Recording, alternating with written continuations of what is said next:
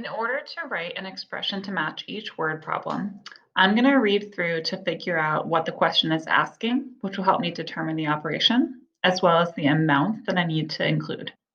Number one, Susie found 8 seashells on the beach in the morning and some more seashells on the beach in the afternoon. How many shells does she have? I can tell that this question is asking me to find a total. And so I want to go back and think about the amounts that will make up that total. In the morning, she found 8 seashells, right? So I have an exact amount. And then it says she found some more seashells in the afternoon. That's not telling me exactly how much she found, so I'm going to need to use a variable. Since we do not have equal groups making our total, but rather we have different amounts, I'm going to add these different amounts together. So I'm first going to start with my 8 seashells. And then add, I'm going to write S for the some more seashells in the afternoon. So the best expression for solving number one would just be 8 plus S. The 8 seashells in the morning plus some more seashells in the afternoon would give us the total number of seashells.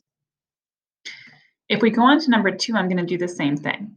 Think about first what's the question asking, and then go back and think about the amounts in the expression. Emily drove some miles to Rhode Island this weekend to visit her cousins.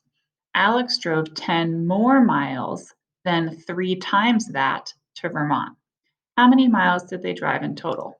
So again, I'm seeing this word total.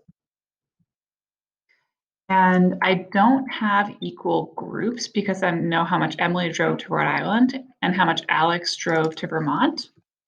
So I know that I need to be thinking about those amounts as I'm adding up my total. Now it tells us that Emily drove some miles to Rhode Island. I don't know exactly how much Emily drove, so I can just start with a variable. I'm going to choose R for Rhode Island. Now I want to add that to what Alex drove to Vermont. So let me reread this clue. Alex drove 10 more miles than 3 times that to Vermont. So that's a pretty complicated clue. I'm going to highlight that so that I can keep noticing it. That's a pretty complicated clue. So I am going to start with parentheses to show that I have to include a group. Alex drove 10 more miles than 3 times that to Vermont. So it shows 10 more. I'm going to add 10, but it's not just adding 10 to 3. It's adding 10 to 3 times that.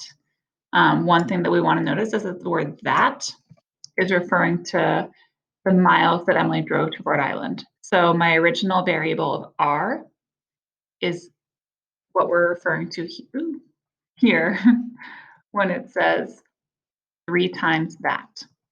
So I can write that Alex drove 10 plus 3R.